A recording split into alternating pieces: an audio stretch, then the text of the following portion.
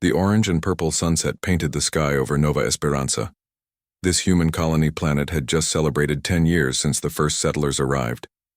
What started as a small group of a few thousand brave people had grown into a thriving community of nearly 50,000 humans. Commander Elena Reyes stood on the observation deck, watching the beautiful colors spread across the sky. The wind gently moved her short black hair as she looked over the fields and buildings that made up the colony. 10 years ago, she had been a soldier in Earth's defense force. Now, she was in charge of keeping the colony safe. "Beautiful evening, isn't it?" said a voice behind her. Reyes turned to see Governor Malik approaching with a smile. "It is. Hard to believe how much we've built in just 10 years. The harvest reports came in today. We're producing 30% more food than last year," Malik said proudly. "At this rate, we'll be completely self-sufficient within 2 more years." Reyes nodded, but her mind was elsewhere. "Have you reviewed the defense budget I submitted?" "Governor," Malik sighed. "Elena, we've talked about this. We're a peaceful colony on the edge of known space. We haven't seen any signs of intelligent life in this sector. I think we can put those resources toward the new hospital wing instead." "Just because we haven't met our neighbors doesn't mean they aren't out there," Reyes replied. She had spent 20 years in the military before coming to Nova Esperanza. Old habits died hard. Earth's history teaches us that it's better to be prepared and not need it than to need it and not be prepared. Their friendly argument was interrupted by a sharp beeping from Reyes's wrist communicator. She frowned and tapped the screen. "Reyes." "Here. Commander." The voice of Lieutenant Chen, her second in command, came through clearly despite the static. "You need to get to the command center immediately. The long-range sensors are picking up something big." Reyes and Malik exchanged worried looks before they both started running toward the colony's central building. When they arrived at the command center 5 minutes later, the room was filled with tense activity. The normally quiet space buzzed, with worried voices and hurried movement. "Status report," Reyes demanded as she approached the main sensor station. Chen pointed to the large screen on the wall. "Multiple objects dropping out of faster-than-light travel at the edge of our solar system. They're slowing down and changing course, heading straight for Nova Esperanza. First contact," Malik whispered, his eyes wide. "We're about to make first contact with an alien species." Reyes studied the screen carefully, years of military training kicking in. The objects were moving with purpose, in an organized formation. "How many?" 7 large ships and at least 24 smaller ones, Chen replied. "Based on their energy signatures, they're far more advanced than anything we have." "Try to contact them," Governor Malik ordered. "Send greetings in all standard formats."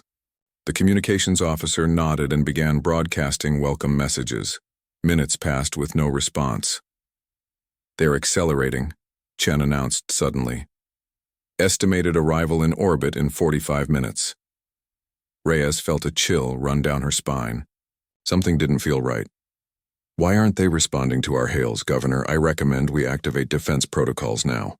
"That might be seen as hostile," Malik argued.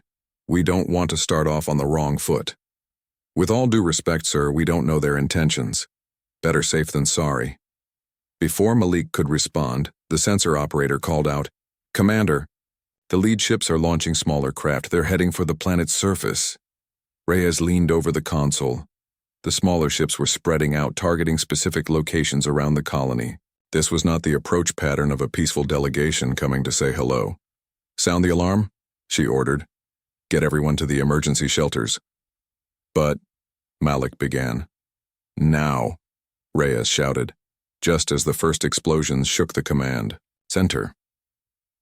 Brilliant flashes of light erupted across the colony as energy weapons from orbit struck power plants, communication towers, and the small defensive gun emplacements. The aliens, whoever they were, knew exactly where to hit. "They're targeting our infrastructure," Chen said, disbelief in his voice. "This is a coordinated attack." Governor Malik stood frozen, watching as years of hard work and dreams erupted in flames across the colony displays. "But why? We've done nothing to them." Reyes grabbed his shoulders. "It doesn't matter why right now. What matters is protecting our people." Activate Emergency Protocol Omega. The governor hesitated only a moment before nodding. He placed his hand on the biometric scanner and spoke clearly. Governor Malik authorizing Emergency Protocol Omega. Authorization code Delta 739. Throughout the colony, hidden systems came to life. Deep beneath the main settlement, reinforced bunkers that had been disguised as storage facilities opened their heavy doors. In remote valleys, camouflaged weapons platforms emerged from the ground. All across Nova Esperanza, regular colonists retrieved hidden weapons caches and began moving toward predetermined defensive positions. Humans had learned the hard way, through countless wars on Earth, to always prepare for the worst. Evacuation is at 30%, Chen reported as another explosion rocked the building.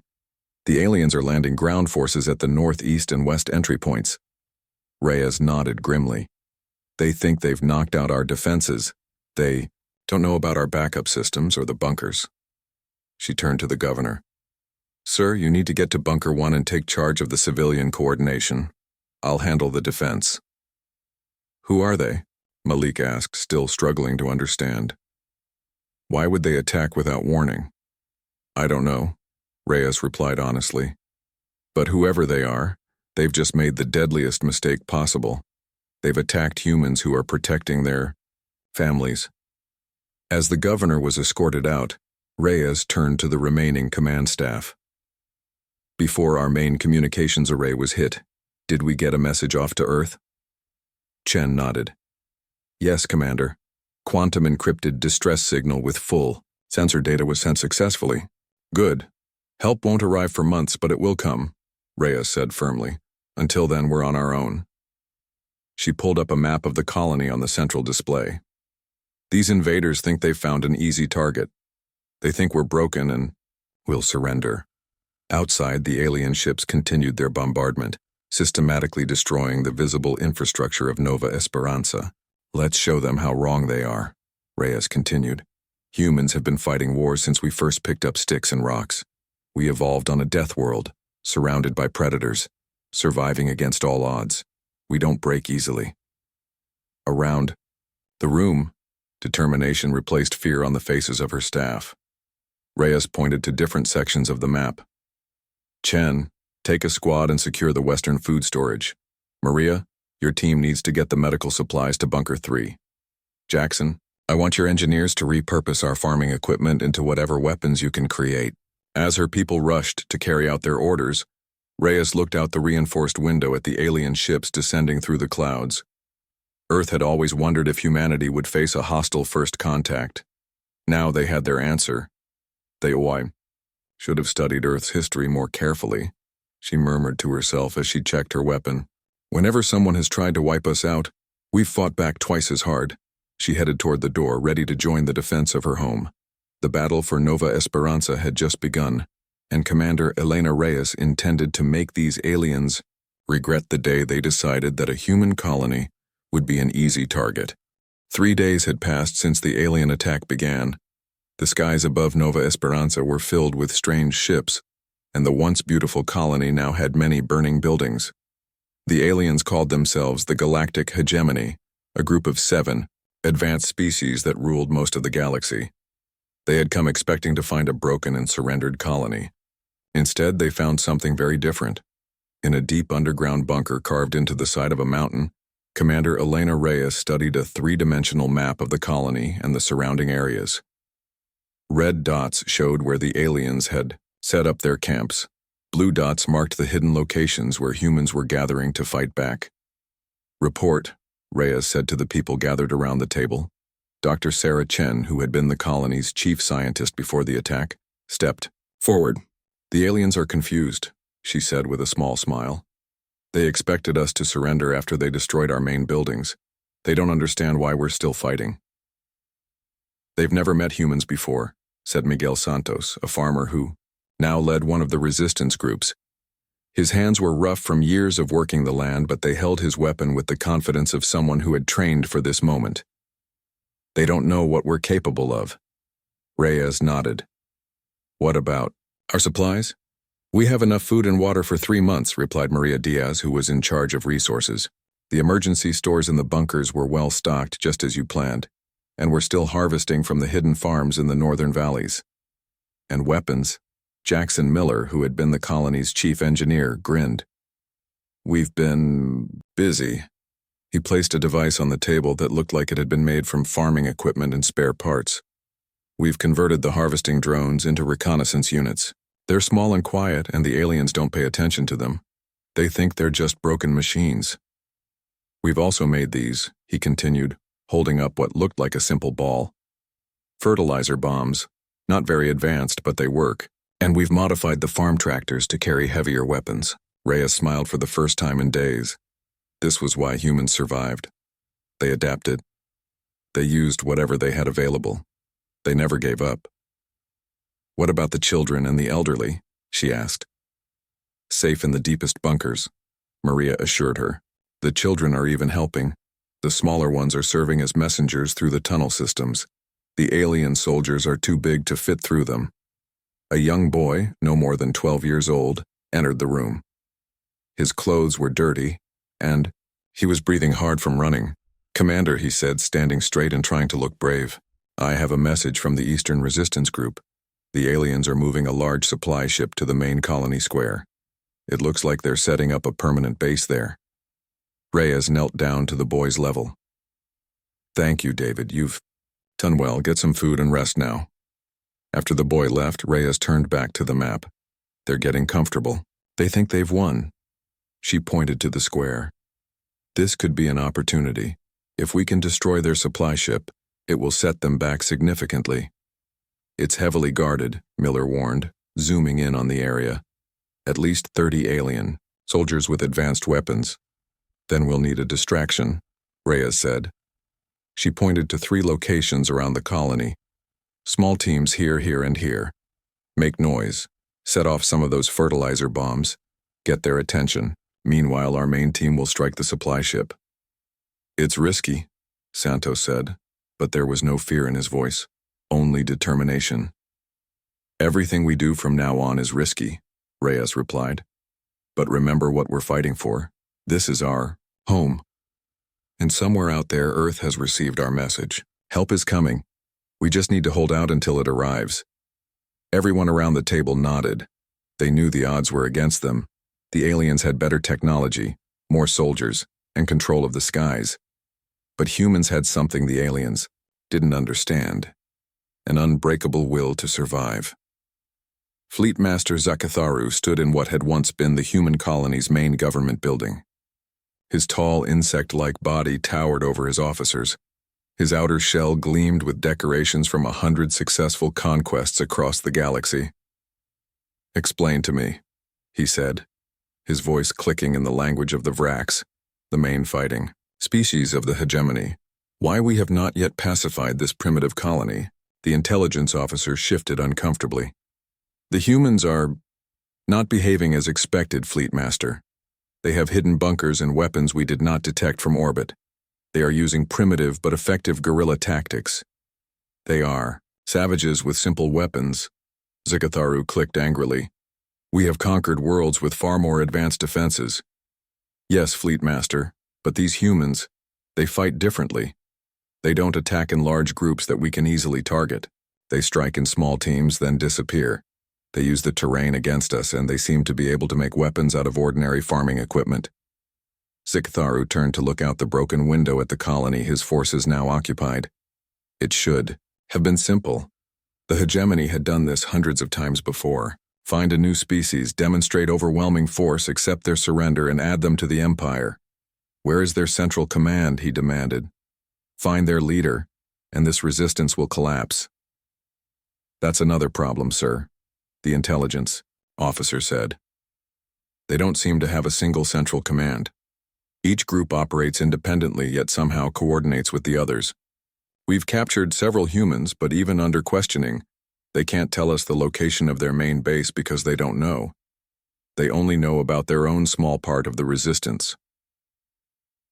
Fleet Master Zakatharu was about to respond when a series of explosions shook the building. The sound came from 3 different directions at once. We're under attack, an officer shouted. Sikatharu rushed to the command console. Where are they attacking? How many? Small groups, sir.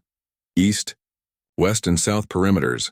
Send troops to all locations, crush them quickly. As the alien soldiers rushed to respond to the attacks, no one noticed the small group of humans approaching the supply ship from underground tunnels that had not appeared on any scans. Inside the main tunnel, Commander Reyes led a team of 6 colonists. They moved quietly, carrying the largest of the fertilizer bombs. Remember, she whispered, we place the charges at the fuel cells. Then we have 3 minutes to get clear. The team nodded. They were not soldiers. Before the attack, they had been farmers, teachers, and engineers. Now they were fighters defending their home. They reached the end of the tunnel, directly beneath the alien supply ship. Jackson Miller carefully removed a section of the ground, revealing the night sky above and the underside of the massive alien vessel. Now, Reyes whispered. As her team began placing the explosives, she thought about what this small victory would mean. It wouldn't win the war. It wouldn't drive the aliens away. But it would show them that humans would not be conquered easily. It would give the colonists hope. And sometimes hope was the most powerful weapon of all. Above them, the alien soldiers ran to respond to the distraction attacks, never suspecting that the real target was right under their noses. It was a lesson. The hegemony would learn painfully in the coming weeks. Never underestimate humans, especially when they're fighting for survival. A massive explosion lit up the night sky over Nova Esperanza.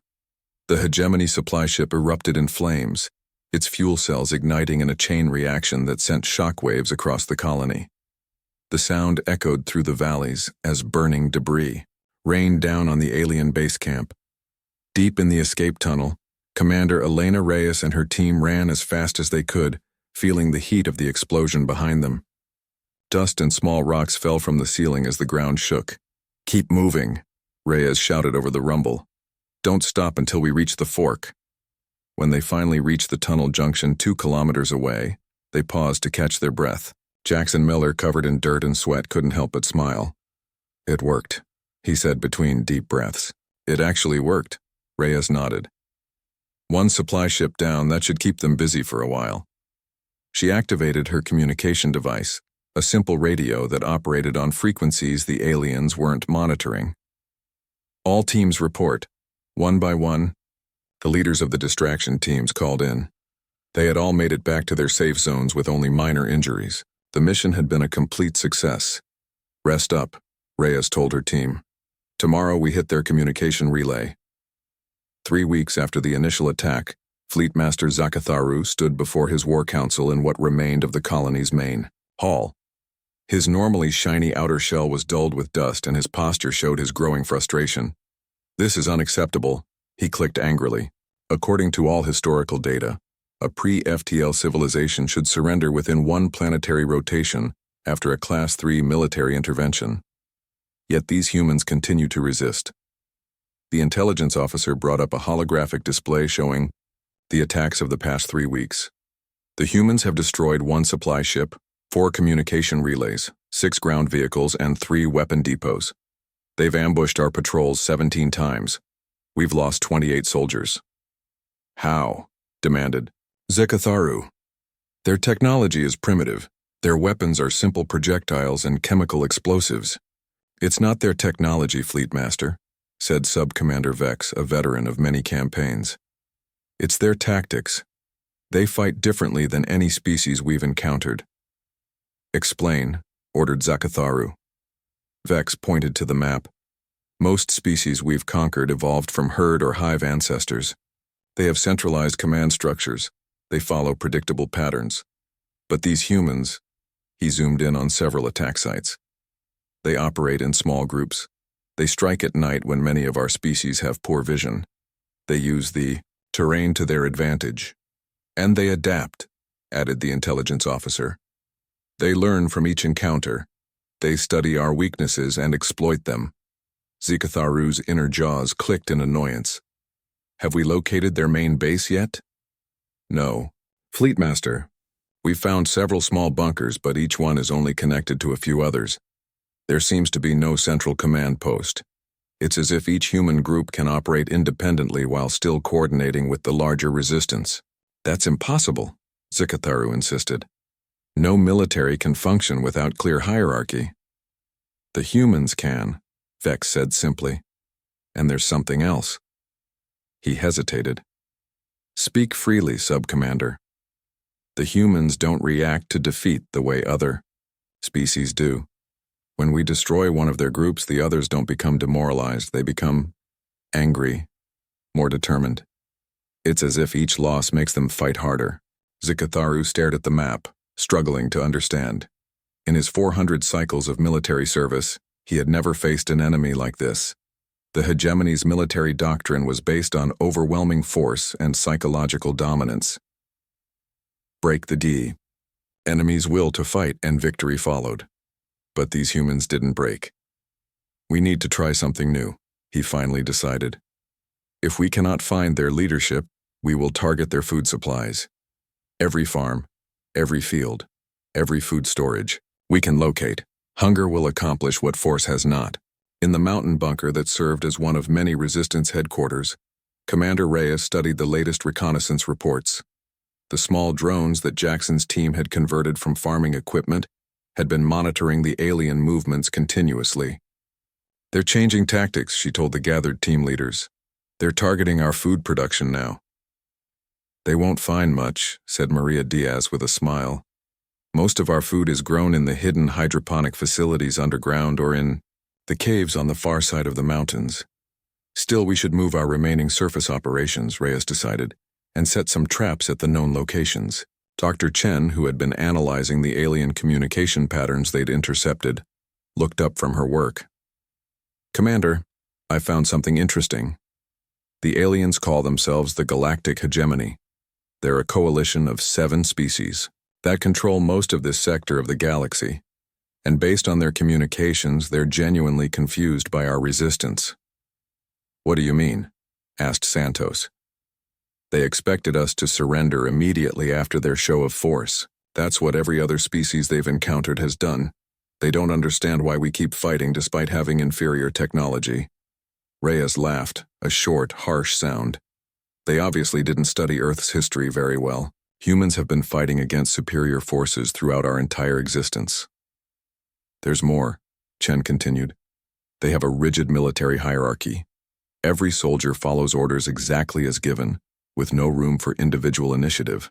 They can't comprehend our decentralized resistance. Miller grinned.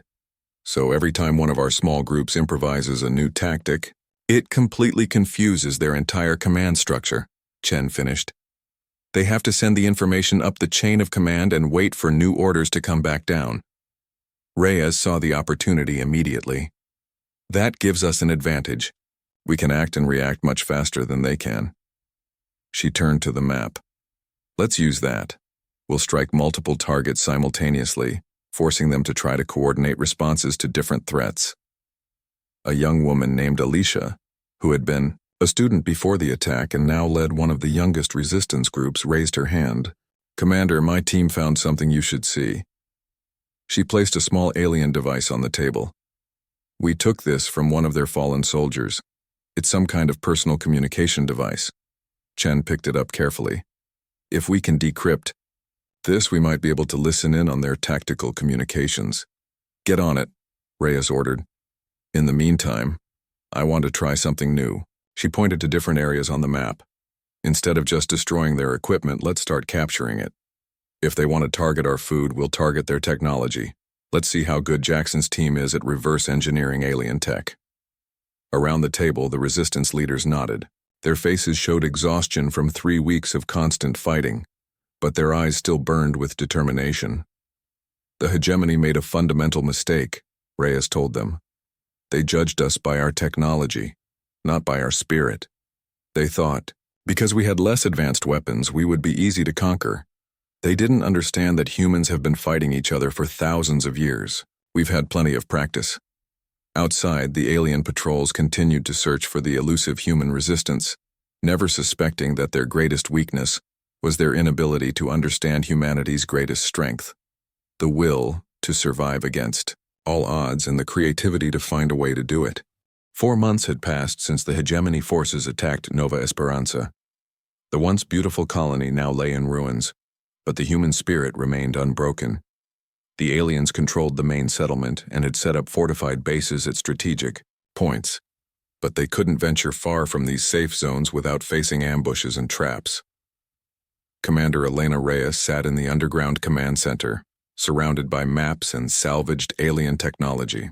Over the past months, Jackson Miller and his team had studied the captured hegemony devices and found ways to use them against their creators. "Report," Reyes said to her gathered team leaders.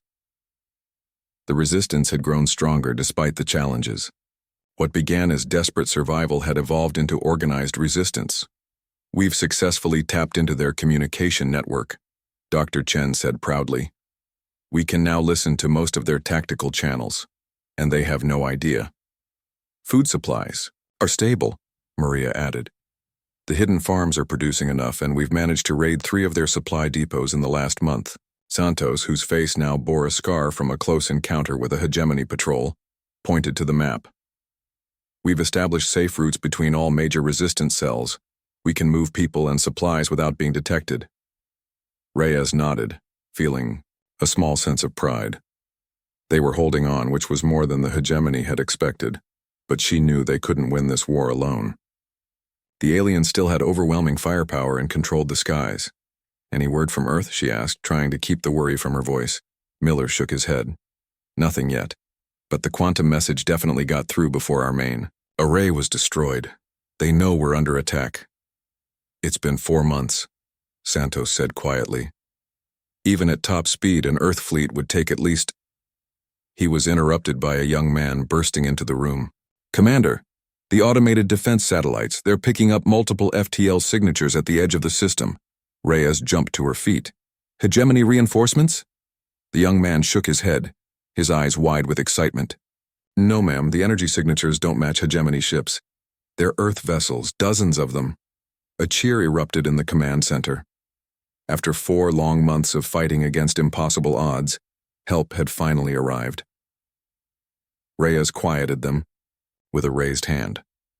"Don't celebrate yet. We need to establish contact and coordinate our efforts. The hegemony still has a strong presence here." Fleet Master Zakatharu stared at the sensor readings in disbelief.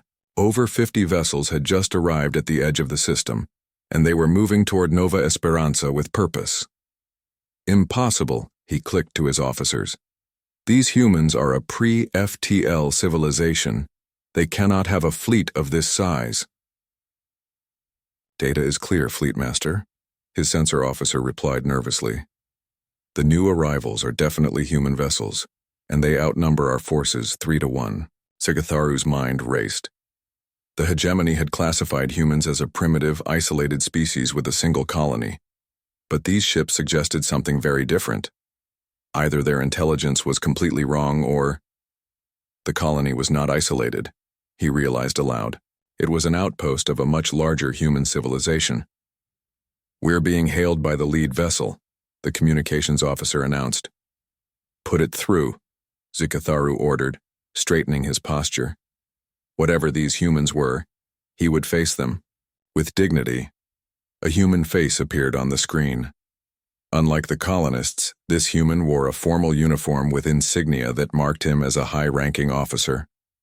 "This is Admiral Hiroshi Yamamoto of the Earth Defense Force First Fleet," the human said, his voice calm but carrying unmistakable authority. "You have attacked a human colony without provocation. You will withdraw your forces immediately or we will remove them."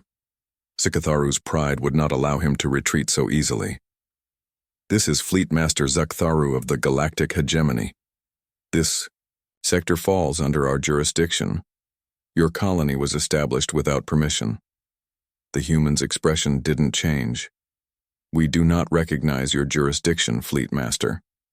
You have 1 hour to begin evacuation of your forces. Any ships remaining in orbit after that time will be considered hostile and dealt with accordingly." The transmission ended before Zakatharu could respond. He turned to his officers, who looked to him for guidance. "Prepare for battle," he ordered. "The hegemony does not surrender." On the bridge of the EDF Indomitable, Admiral Yamamoto turned to his officers. "Status of the colony?" "Heavy damage to infrastructure, sir," his executive officer reported. But we're picking up strong life signs across a wide area. They've survived. Yamamoto nodded, feeling a surge of pride. Of course they have. Send in the Special Forces teams to link up with the colonists. I want to coordinate ground and orbital operations. Sir, his tactical officer called out.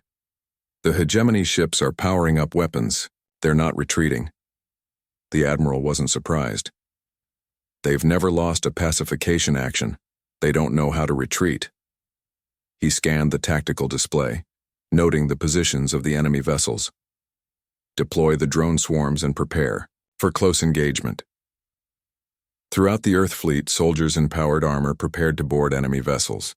Engineers readied EMP weapons designed to disable the hegemony's sophisticated electronics. The humans had spent the 4-month journey studying the data sent by Nova Esperanza, understanding their enemy, and preparing specifically to fight them. Unlike the hegemony, which had spent thousands of years as the unchallenged force in their region of space, humanity had spent its entire history preparing for existential threats. What the aliens saw as a primitive species was actually a civilization that had accelerated its military development due to constant internal conflicts. In the underground bunker, Commander Reyes watched the satellite feed with her team as the Earth fleet engaged the hegemony ships. The space battle was like nothing they had ever seen. Look at those drone swarms, Miller whispered in awe. They're absorbing the energy weapon fire to protect our main ships. The Earth vessels used tactics no hegemony strategist had ever considered. Small unmanned craft sacrificed themselves to block enemy fire. EMP burst disabled alien shields, and most shocking of all, Earth soldiers in armored spacesuits actually boarded enemy vessels for close-quarters combat. No wonder they're confused, Chen said with a smile. No species in the hegemony would ever consider something as dangerous as boarding an enemy ship. A communication officer rushed in. Commander, we've established contact with Earth Special Forces. They've landed 10 kilometers from here and are requesting rendezvous. Reyes stood up, straightening her worn uniform as best she could. Santos, take a team and meet them at Checkpoint Delta. The rest of you, prepare all our intelligence on hegemony positions. It's time to take back our colony.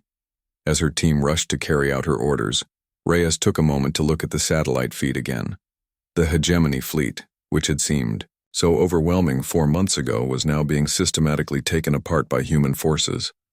The hegemony's mistake wasn't just attacking a human colony, she said quietly. It was assuming we were alone. The forest was quiet except for the soft footsteps of Commander Elena Reyes and her team as they moved through the shadows.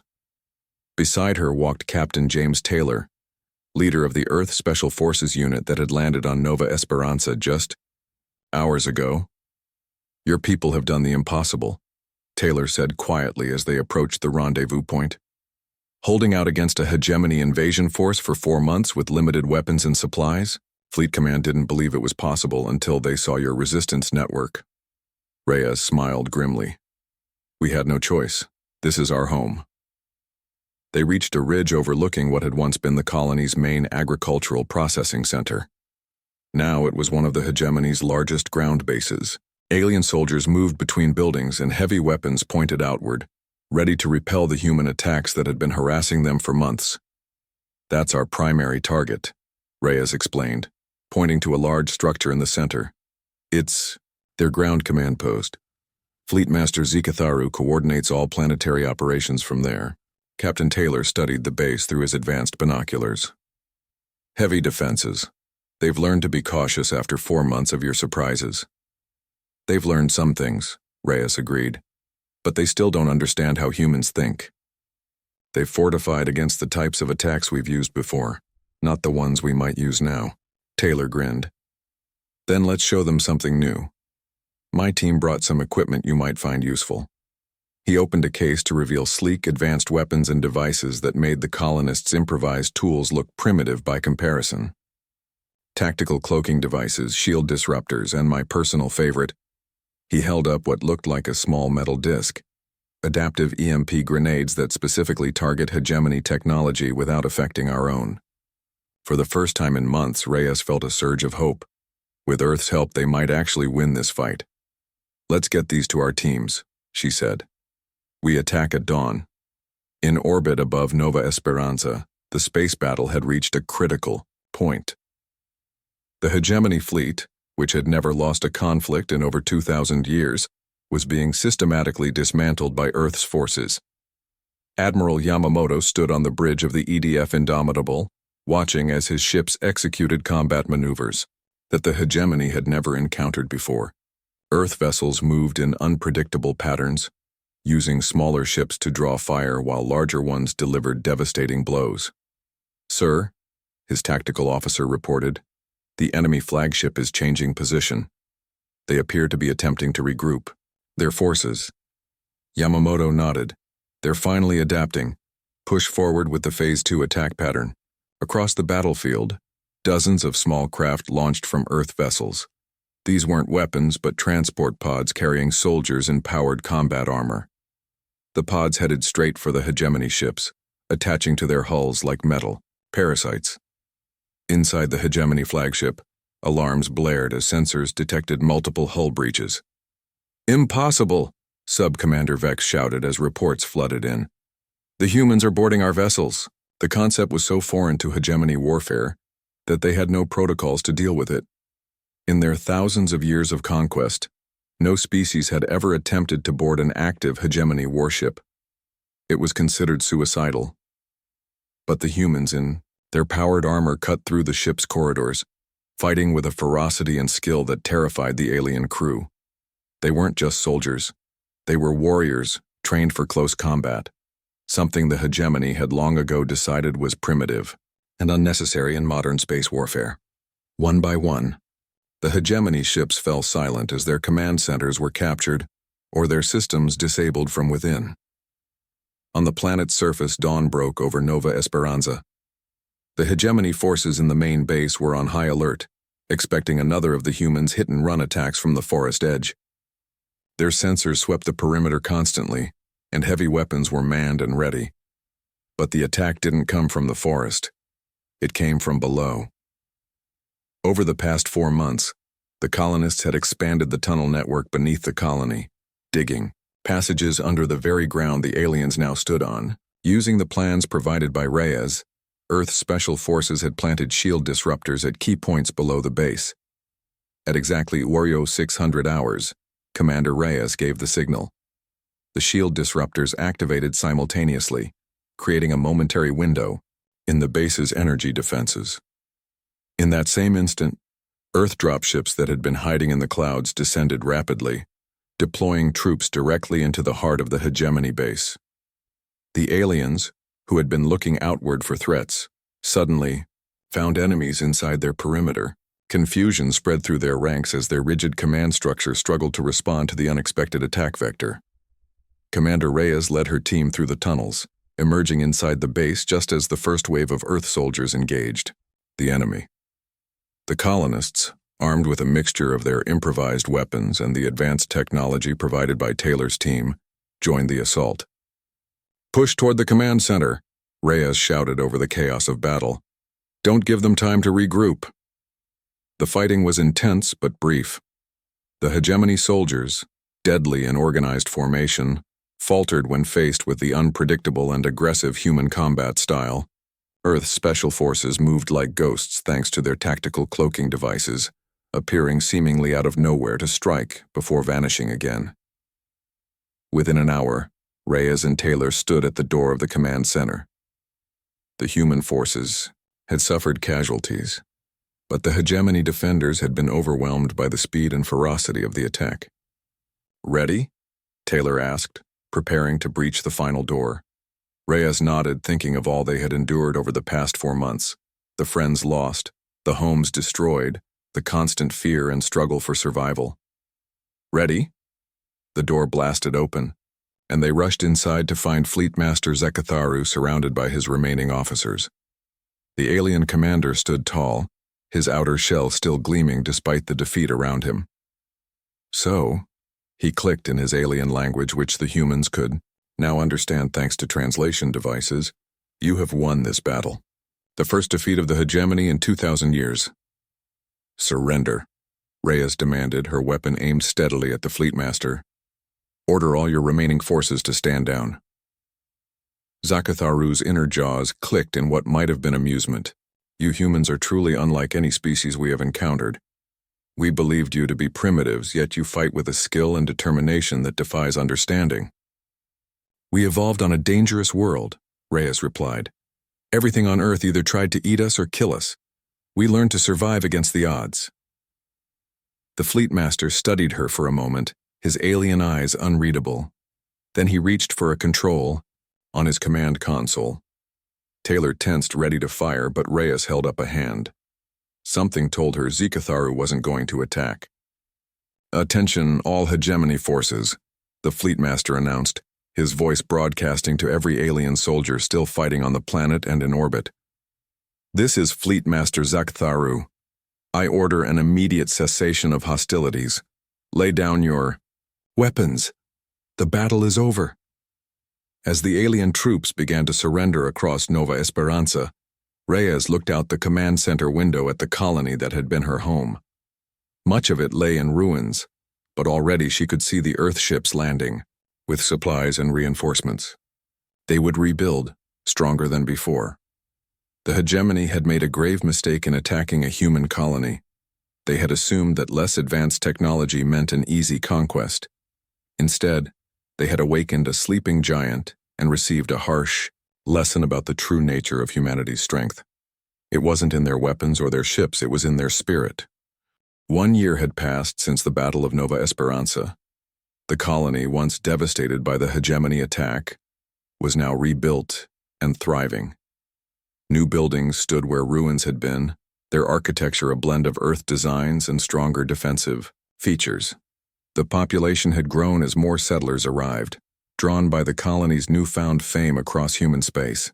Commander Elena Reyes, now promoted to colonel, stood at the window of the new colonial administration building, watching children play in a park that had once been a battlefield. The memories of those 4 months of resistance would never leave her, but seeing life return to normal brought her peace. Colonel Reyes, a voice called from behind her. The delegation is ready. She turned to see her aide, a young lieutenant who had been one of her most effective resistance fighters during the occupation. Thank you, Chen. I'll be right there. Today was an important day for Nova Esperanza, for humanity, and for the galaxy. After a year of tense negotiations following the hegemony's defeat, representatives from Earth and the 7 alien species of the hegemony would sign a formal peace treaty. And they had chosen Nova Esperanza as the location for this historic event. Reyes straightened her formal uniform and made her way to the colony's grand hall. Inside, the room was filled with humans and aliens of various shapes and sizes. Admiral Yamamoto stood with Earth's diplomatic team, his posture straight and proud. On the other side, the representatives of the hegemony species waited, their body language harder to read but clearly tense. At the center of the room stood a figure Reyes recognized immediately, Fleet Master Zakatharu. The alien commander had been taken prisoner after the battle but had since become a key figure in the peace negotiations. His perspective on humans had changed dramatically after experiencing their fighting spirit firsthand. As Reyes entered, the room fell silent. She hadn't expected to be the center of attention, but she realized that for many of the aliens, she represented the human spirit that had defied their expectations. Colonel Reyes, Admiral Yamamoto greeted her with a nod. We were just discussing the final terms of the treaty. Zakatharu stepped forward, his translator device converting his clicks and whistles into human language. The defender of Nova Esperanza, it is appropriate that you are here today. Reyes nodded respectfully. Despite everything, she couldn't hate Zakatharu. He had been doing what his civilization had done for thousands of years. The difference was that he had learned from his mistake. Let us proceed, announced the Earth's chief diplomat. The 2 delegations gathered around a large table. The peace treaty, the result of months of careful negotiation, lay ready for signatures. It established new boundaries between human space and hegemony territory, created trade agreements, and most importantly, recognized humanity as an equal power in the galactic community. As the signing ceremony began, Reyes found herself standing next to Zakatharu. "Your colony has changed much in 1 year," the alien observed. "We're good at rebuilding," Reyes replied. "It's another human trait." Indeed. Zakatharu's inner jaws clicked in what she had come to recognize as thoughtfulness. "In the 2000 years of hegemony expansion, we never encountered a species quite like yours. You were technologically inferior, yet you fought with strategies we could not comprehend. Even when defeated, you did not surrender." "Humans don't measure strength by technology alone," Reyes explained. "We value adaptability, creativity, determination. Throughout our history on Earth, we often had to fight against stronger opponents or harsh environments. It shaped us. It created warriors," Zakatharu noted. "The hegemony had forgotten what it meant to face true resistance. We had grown complacent." The signing ceremony continued as representatives from both sides added their marks to the treaty. When it was Reyes's turn, she felt the weight of the moment. Her signature represented not just herself, but all the colonists who had fought and died defending their home. After the ceremony concluded, Admiral Yamamoto called for attention. "Today marks a new chapter in galactic history," he announced. "Not just peace between humans and the hegemony, but a new understanding. We come from different worlds with different evolutionary paths, but we can learn from each other." One of the hegemony council members, a tall, willowy alien with iridescent skin, stepped forward. "For millennia, the hegemony has believed that our way was superior. We judged species by their technology, by their submission to our greater power. Humans have taught us that strength comes in many forms." The alien gestured toward Reyes and the other colonists. "These humans with primitive weapons and without hope of rescue stood against our full military might. They refused to be conquered. In doing so, they have changed how the galaxy will function moving forward." After the formal proceedings ended, Reyes found herself in a quieter corner of the hall with Jackson Miller, Maria Diaz, and other key members of the former resistance. "Did you ever imagine this?" Miller asked, looking around at the mixed gathering of humans and aliens now cautiously mingling. "A year ago, we were hiding in tunnels, fighting for our lives. Now we're signing peace treaties." "And not just peace," Maria added. "Respect. The hegemony actually respects us now." Reyes smiled. "They learned what happens when you underestimate humans." From across the room, she noticed a group of hegemony junior officers staring at her with what seemed like awe. Word of her leadership during the resistance had spread throughout both human and hegemony space. Some called her a hero, others a brilliant tactician. Reyes considered herself neither. She had simply done what was necessary to protect her home. Later that evening, as the formal events wound down, Reyes stood on a balcony overlooking the rebuilt colony. Stars shone brightly overhead, and in the distance she could see the lights of both human and alien ships in orbit around Nova Esperanza. The colony that had once been a battleground was now becoming something new, a meeting place between civilizations. Admiral Yamamoto joined her at the railing. "The Hegemony Council has approved our proposal," he said without preamble. "They're opening diplomatic relations with 3 other species they previously considered too primitive for contact." The ripple effect, Reyes nodded. "Our stand here didn't just change things for humans. You should be proud," Yamamoto said, looking out at the colony. "What you and your people accomplished here will be remembered in human history forever." Reyes thought about all they had endured, the fear, the losses, the constant struggle to survive against overwhelming odds. But she also thought about what they had gained, not just their freedom, but a new understanding of human potential. "Xiao, hegemony thought attacking a human colony would be easy," she said quietly. "Instead, it changed the galaxy, as ships from Earth and the hegemony worlds moved peacefully in the night sky above Nova Esperanza." Reyes reflected on the universal lesson they had taught. Never underestimate the determination of humans fighting for their home, their families, and their future. It was a lesson the galaxy would not soon forget. The hegemony's deadliest mistake had become the catalyst for a new galactic order, one where humanity would play a central role not because of superior technology or military might, but because of the indomitable human spirit that had defended a small colony against impossible odds and emerged victorious.